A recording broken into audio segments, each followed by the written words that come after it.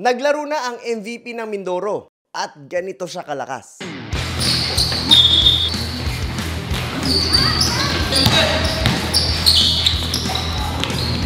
Ito.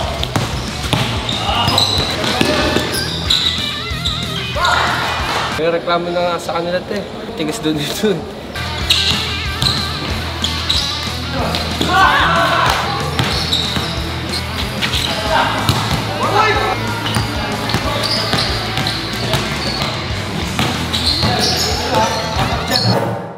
Okay, so guys, pupunta tayo ngayon sa court. Malalaman natin kung paano maglaro ang MVP ng Mindoro. Huwag kang mahiya, ha?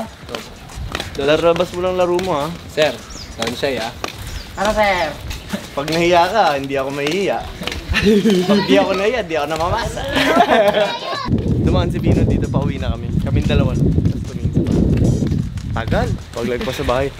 Tagal naman matapos ng bahay na yun. Hello mo!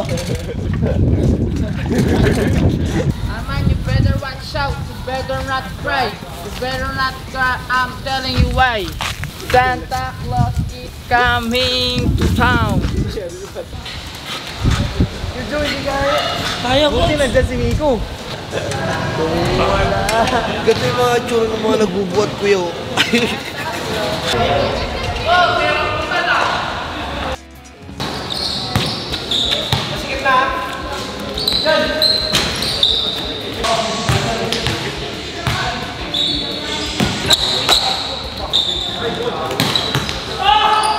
Ito.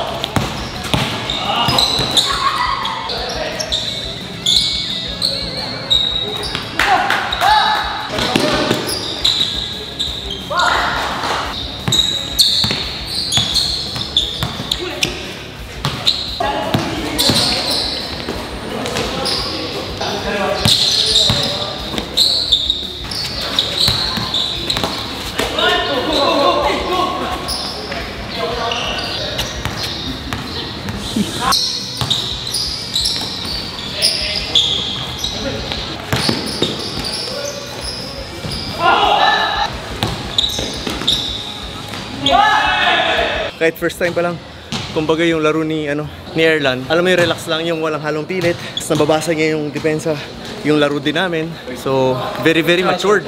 Hindi ka naman mag-MVP kung hindi ka matured maglaro eh. So, hindi puro galaw lang, hindi puro bilis. May basa, bagal bilis, gamit katawan. So, Sa akin na may malaki mo. kumbaga, mabilis kami magkaintindihan. May reklamo na nga sa kanila ito eh. Tigas doon dito.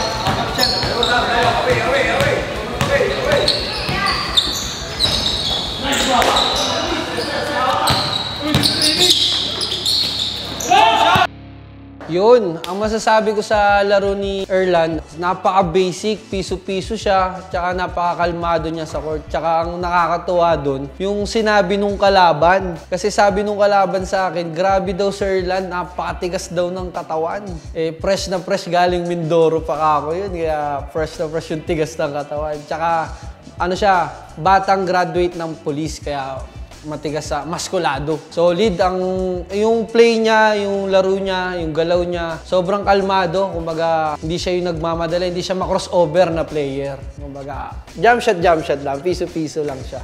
Una sa laro ni Erlan, nung una ko kasi siyang nakita dahil nga sinabi na MVP siya, so parang mataas yung expectation ko. Akala ko yung expectation ko magaling siyang gumalaw. Pero nung nakita ko siyang maglaro, sobrang basic pala niya maglaro. So yung umbaga piso-piso lang. So yun yung una kong napansin sa laro ni Erlan. Tapos hindi talaga siya sobrang kumbaga hindi siya yung fancy na player. Ang masasabi ko sa laro ni Erlan, nakita ko yung laro niya, ang tigas ng katawan niya. Kada magle-layup siya, pag nagbungguan sila ng kalaban niya, lumilipad yung kalaban niya. Sobrang lakas ng katawan. Kala yata nila kumakain ng semento.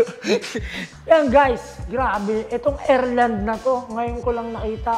Yung kasi ang sa akin MVP nga Tingkad niya parang, tapos yung umpisa parang hindi siya, wala akong maano sa kanya, parang hindi ko inaasahan na ganun Pero nung naglaro na, eto na, grabe yung pinakita niyang galawan.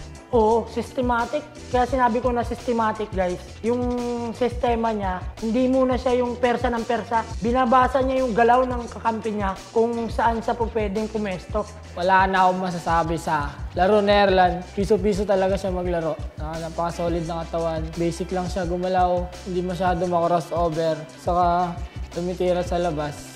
Pang piso-piso lang talaga. Ang basic sa kanya ng laro. Tapos pag magli-layup, umahang time sa taas. Parang bigat ng katawan niya pero pag umahang time, parang basic lang sa kanya. Solid si Erlan. Natapos na nga ang unang laro ni Erlan at kitang-kita naman natin kung gaano siya ka-effective. First time niya lang kami maging kakampi at wala rin siyang kakilala sa lahat ng tao na nasa loob ng court ngayon. Pero kahit papano ay naipakita niya ang laro niya, though alam ko hindi yun ang full potential niya, pero dahil sa maturity and experience and dahil nga MVP siya, ay nakayanan niyang mag-adjust and mailabas ang laro niya kahit papano. Pero again, alam ko na hindi ito ang totoong laro niya.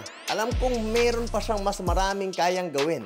Pero dahil first timer siya dito ay hindi niya pa yung nagagawa at I'm very excited. Lahat kami excited na makita kung paano ba talaga maglaro si Erlan. Ang tibay talaga ng point guard na to. Sobrang simple pero talagang maaasahan.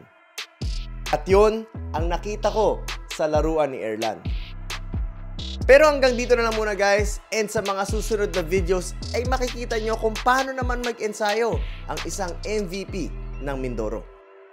Magkita-kita tayo sa mga susunod na videos. Pero guys, commercial muna tayo dahil gusto ko lang sabihin sa inyo na tuloy-tuloy lang ang pagtanggap ng Mavs Academy sa mga enrollees na gustong makapasok. Again, if you want to enroll, message nyo na kami sa number na to or sa Mavs Academy Facebook page and magkita-kita tayo sa mga susunod na ensayo.